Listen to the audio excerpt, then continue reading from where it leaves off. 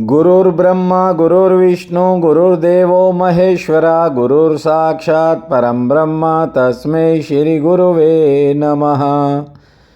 नीलाम्बुजश्यामलकोमलाङ्गं सीतासमारोपित्वामभागं पाणौ महासायकचारुचापं नमामि रामं रघुवंशनाथम्। त्वमेव माता च पिता त्वमेव बन्धो च सखा त्वमेव विद्या च द्वरिणं त्वमेव सर्वं मम देवदेव। वासुदेवसुतं देवं कंसं चानुर्मर्दनं देवकी परमानन्दं कृष्ण वन्दे जगद्धाम।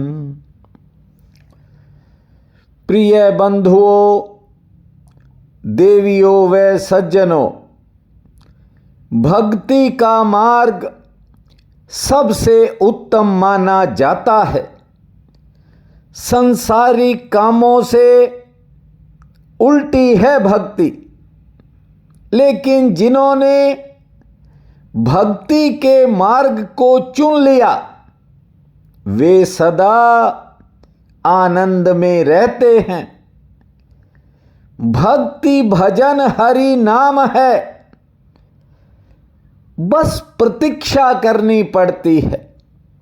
भक्ति में व्यक्ति को थकावट जल्दी हो जाती है, इंतजार करना पड़ता है, और इस तेज रफ्तार जिंदगी में व्यक्ति सब कुछ तत्काल चाहता है, बड़ी जल्दी है। इंतजार करना मौजूदा समय में बड़ा कठिन काम है। ऐसा भी नहीं कि भक्त को मिलता ही नहीं। आपको बता दें, भक्त को जितना मिलता है उतना किसी को नहीं मिलता। प्रभु श्री राम ने भिलनी को 10,000 वर्ष का इंतजार करवाया, लेकिन जब भिलनी की कुटिया पर राम पहुंचे तो नवधा भक्ति का ज्ञान प्रभु ने भिलनी को ही दिया है।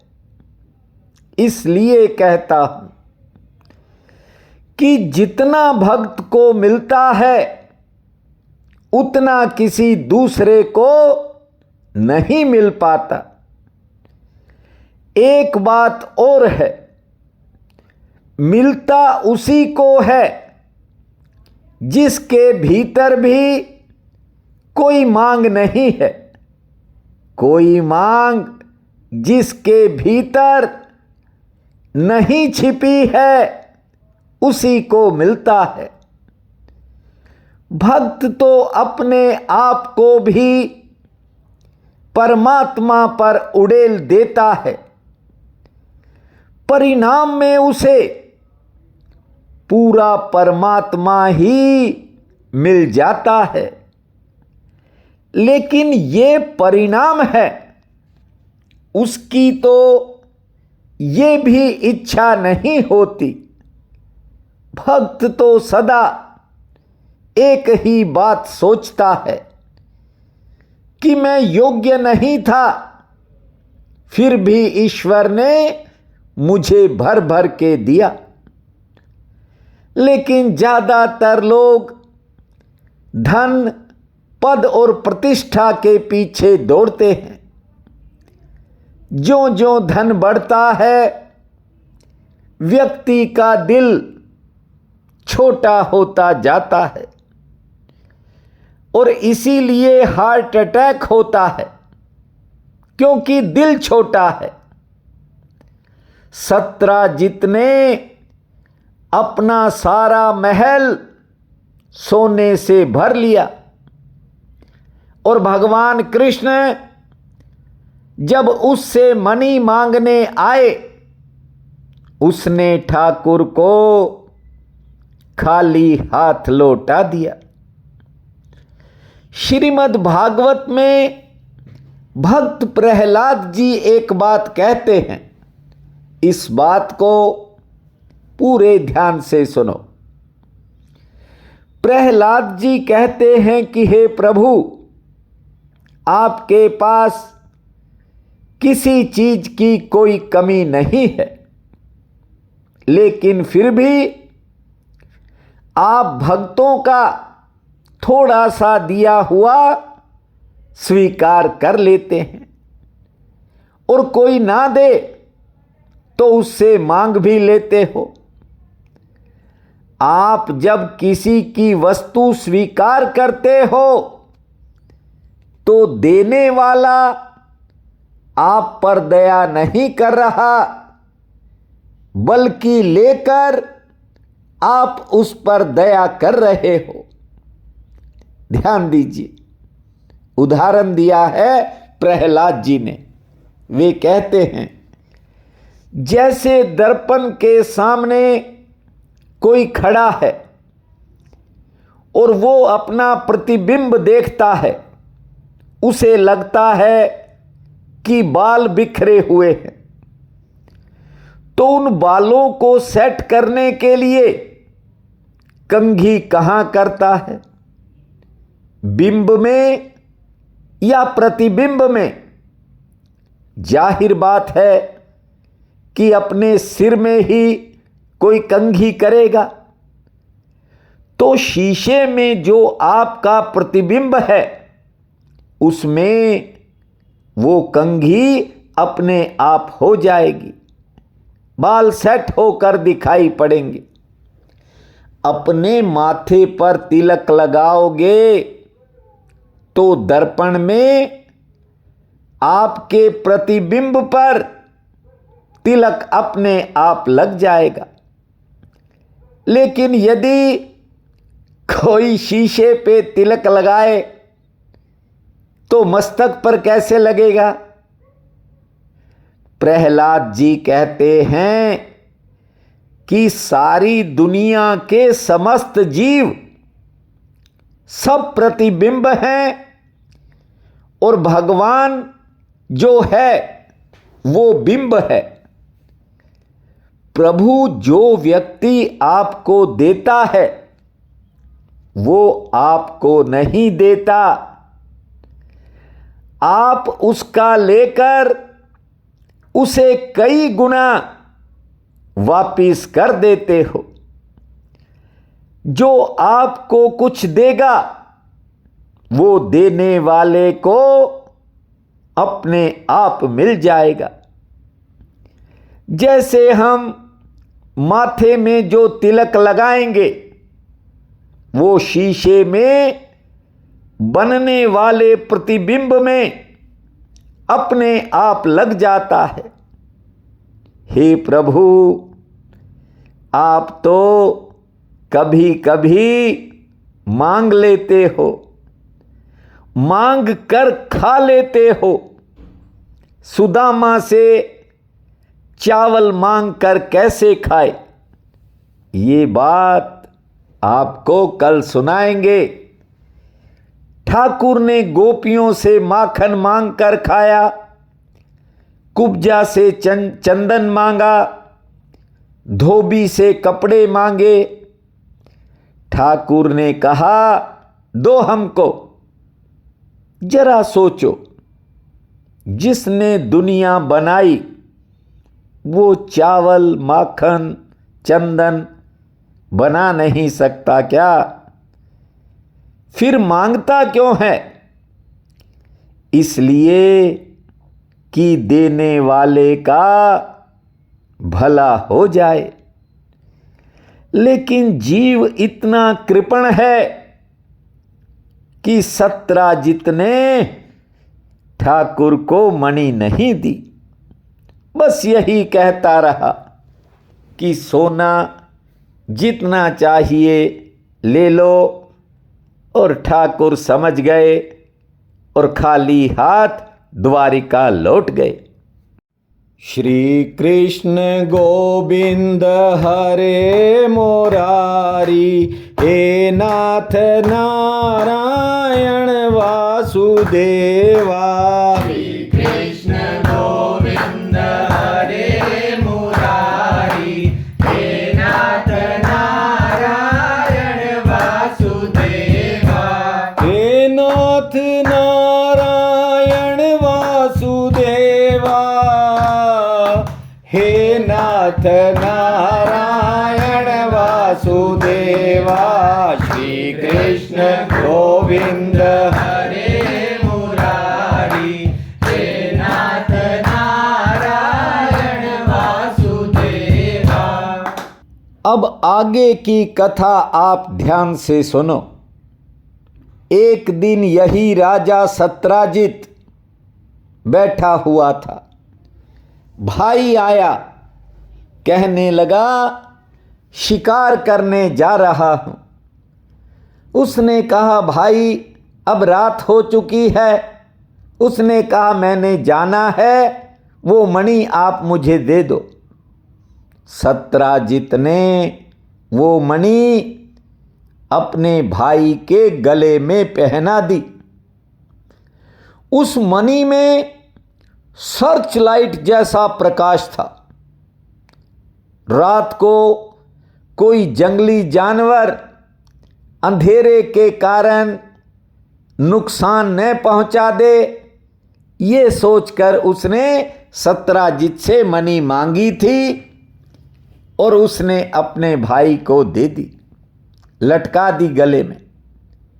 घोड़े पर सवार होकर जब उसका भाई रात के समय शिकार खेलने गया, तब अचानक एक शेर ने उस पर हमला बोल दिया।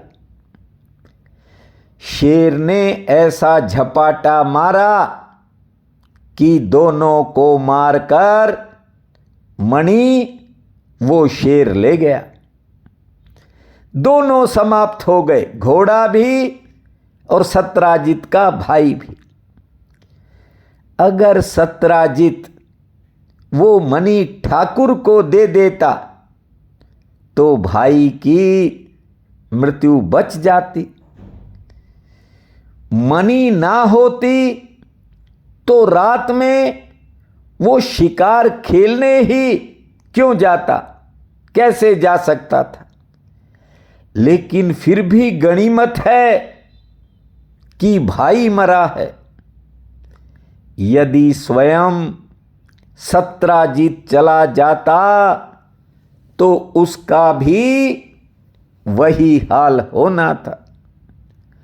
जानते हो, बाद में सत्राजित ने आरोप लगा दिया कि मेरे भाई को श्री कृष्ण ने मारा है। वो मेरे से मणि मांगने आया था और मैंने दी नहीं, इसलिए उस मणि के चक्कर में मेरे भाई को कृष्ण ने मरवा दिया होगा।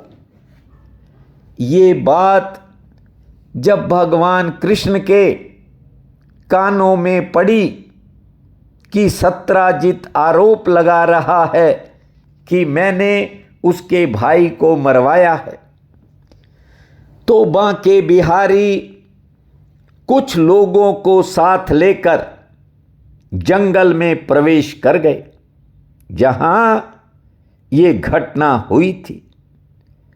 वहां जाकर देखा तो सत्राजित के भाई की हड्डियां बिखरी पड़ी थी। घोड़े का अस्थि पिंजर वहीं था। जगह जगह शेर के पंजों के निशान भी थे। भगवान ने देखा कि शेर के पंजों के निशान एक गुफा की तरफ जा रहे थे। श्री कृष्ण भी उस गुफा में प्रवेश कर गए। आगे उन्हें जामवंत जी मिले हैं। ये त्रेता युग वाले जामवंत हैं, बात को ध्यान से समझिए।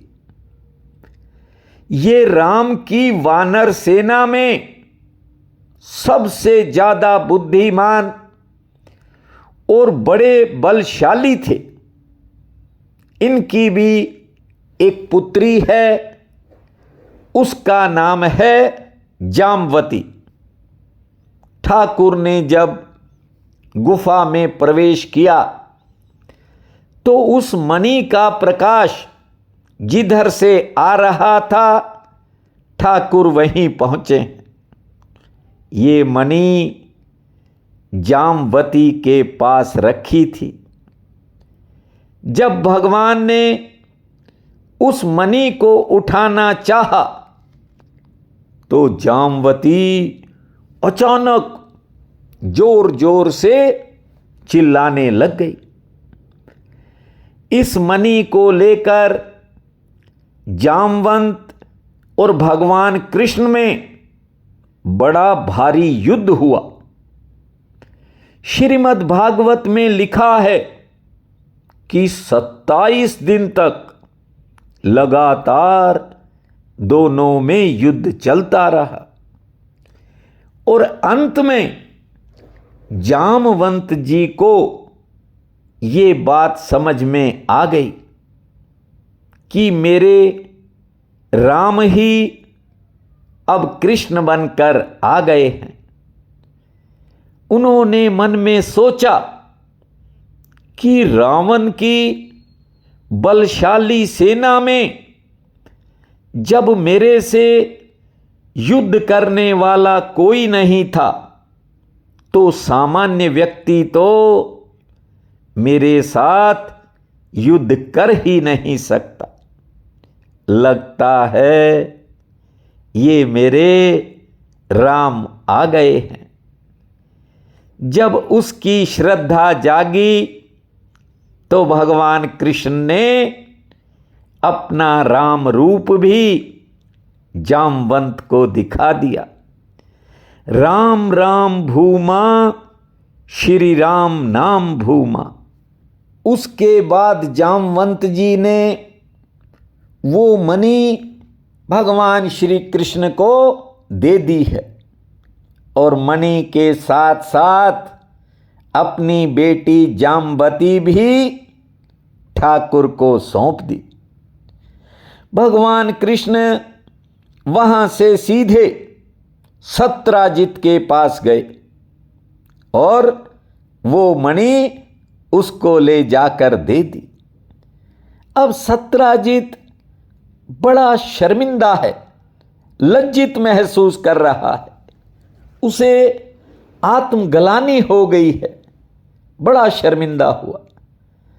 फिर सत्राजित ने अपनी बेटी का विवाह भगवान कृष्ण से कर दिया और दहेज के रूप में सत्राजित भगवान को जब वह मणि देने लगा तो भगवान ने सरसरी तौर पर सत्राजित से कहा कि अब अपना तो नाता जुड़ गया है, इसलिए इस मणि की अब कोई जरूरत ही नहीं है, आप इसे अपने पास ही रख लीजिए। बस ठाकुर का तो इतना कहना था और सत्राजित ने वो मणि झट से अपने पास रख ली। छोड़ना बड़ा कठिन है। एक बुढ़िया के पास बहुत पैसा था साहब, लेकिन जितना पैसा उससे कई गुना ज्यादा कंजूस भी थी। आगे पीछे कोई खाने वाला भी नहीं था, पर पैसे को पकड़ कर रखती थी। एक बार उसके गांव में श्रीमद् भागवत कथा चल रही थी। गांव के लोगों ने उस पर बड़ा जोर दिया कि अपने गांव में श्रीमद् भागवत कथा चल रही है, माता जी कुछ तो दान कर दो, जब मर जाओगी तो दूसरे ही खाएंगे, तुम्हारे आगे पीछे तो कोई है नहीं। बहुत लोगों ने, महिलाओं ने जब उस बुढ़िया को कहा तो एक दिन वह भी चांदी का 1 रुपया उसने उठाया, लेकर कथा में आ गई है। कथा चल रही थी, भीड़ ज्यादा थी, इसलिए वो बुढ़िया पीछे ही बैठ गई। गर्मी का मौसम था, रुपया उसने अपने मुट्ठी में ले रखा था। सोच रही थी जब कथा खत्म होगी तब चढ़ा दूंगी। थोड़ी देर बाद उसने जब अपनी मुट्ठी खोली तो उसकी मुट्ठी में पसीना आ गया था। उस बुढ़िया ने कहा सिक्के की तरफ देखकर, काका क्यों रोंदा पे हैं? नहीं जाना ता कोई गल नहीं, रोंदा क्यों पे आए? अरे बेटा क्यों रो रहा है? रो मत, तेरे को नहीं चढ़ाऊंगी। कथा समाप्त हो गई। सिक्के को उसने पल्लू में बांधा और वापिस चली गई। सिक्के से कहा तू जाना ही नहीं चाहता? नहीं दूंगी, रो मत। ज्यादा रोया तो मैं भी रो पड़ूंगी। सिक्के को पोंछकर साड़ी के पल्लू में बांध लिया। ऐसे ही 17 ने भी जब भगवान ने कहा कि इसकी जरूरत नहीं तो उसने फिर झट से वापिस रख ली है। गोविंद मेरो है, गोपाल मेरो है। गोविंद मेरो है, गोपाल मेरो है। अरे बाके बिहारी नंदलाल मेरो है। अरे बाके बिहारी नंदलाल मेरो है। गोविंद मेरो है, गोपाल मेरो है। गोविंद मेरो मेरो है, गोपाल मेरो है। अरे बाके बिहारी नंदलाल मेरो है, गोविंद मेरो है, गोपाल मेरो है। कहने का मतलब ये है, व्यक्ति प्राण दे देता है, दान नहीं देता। बड़ा ही कठिन काम लगता है। और धनवान से न तो दान होता है न भजन होता है। भजन इसलिए नहीं हो पाता क्योंकि खोपड़ी में 24 घंटे नोट ही घुसे रहते हैं। उन्हीं के बारे में सोचता रहता है। और दान इसलिए नहीं होता कि पैसे का मोह नहीं छूटता।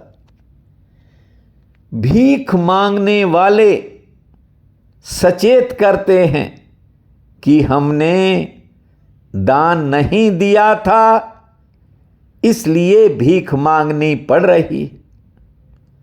यदि नहीं दोगे तो हमारे जैसी दुर्दशा होगी। अब आगे की कथा आप ध्यान से सुनो। 17 ने वो मणि एक बार फिर अपने पास संभाल के रख ली। कुछ समय बाद एक पड़ोसी राजा, नाम था उसका शतधनवा, उसने 17 के राज्य पर आक्रमण कर दिया, हमला बोल दिया। सेना को मारकर वो राजा के महल में प्रवेश करता है। पहले उसने मणि उठाई है और फिर सत्राजित का सिर काट दिया। मणि लेकर ये शतधनवा वहां से भाग गया। जानते हो, एक मणि के लिए पहले भाई मारा गया और बाद में स्वयं भी समाप्त हो गया।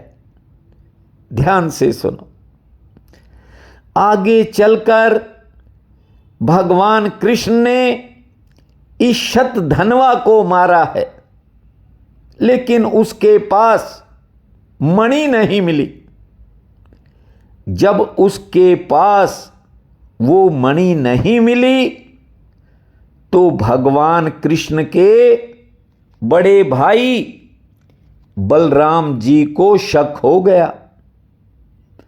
कि हमें तो कह दिया कि मणि मिली नहीं है, और लगता है कृष्ण ने ही कहीं उसे छिपाकर रख दिया है। इसलिए कथा कहती है धन संपत्ति बड़ी खतरनाक है। भाई भाई में तलवारें निकलवा देती है। बहन भाई लड़ पड़ते हैं, लड़ा देती है संपत्ति। बाप बेटे में ऐसे झगड़े हो जाते हैं जिनकी कोई कल्पना नहीं कर सकता। ये संपत्ति ही पति पत्नी को लड़ाती है। इतना ही नहीं, गुरु शिष्य लड़ पड़ते हैं। श्रीमद् भागवत कथा कहती है जरूरत से ज्यादा संपत्ति विपत्ति बन जाती है। इसलिए धन संपत्ति का सदा सदुपयोग करो।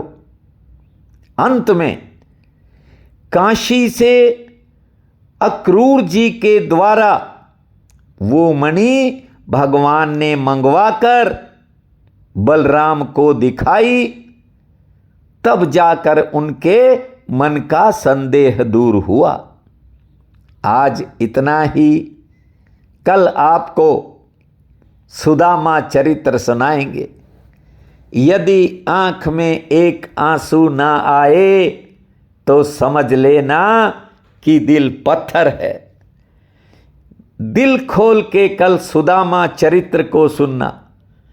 अपने जीवन में मैंने जब जब सुदामा चरित्र सुनाया है, शायद ही बड़े बड़े पंडालों में कोई स्त्री या पुरुष रहा होगा जिसकी आंख ने जल ना बरसाया हो। इसीलिए रोक लिया था, 2 दिन पहले सुनाना था। अब आपको जो है कल भगवान कृष्ण और सुदामा चरित्र सुनाएंगे। अब नारायण भगवान की शरण में जाएंगे। श्रीमन्नारायण नारायण नारायण, श्रीमन्नारायण नारायण नारायण, लक्ष्मी नारायण नारायण नारायण, लक्ष्मी नारायण नारायण नारायण, गोविंद नारायण नारायण नारायण,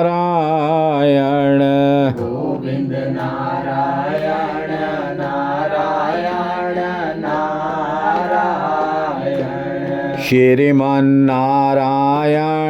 नारायण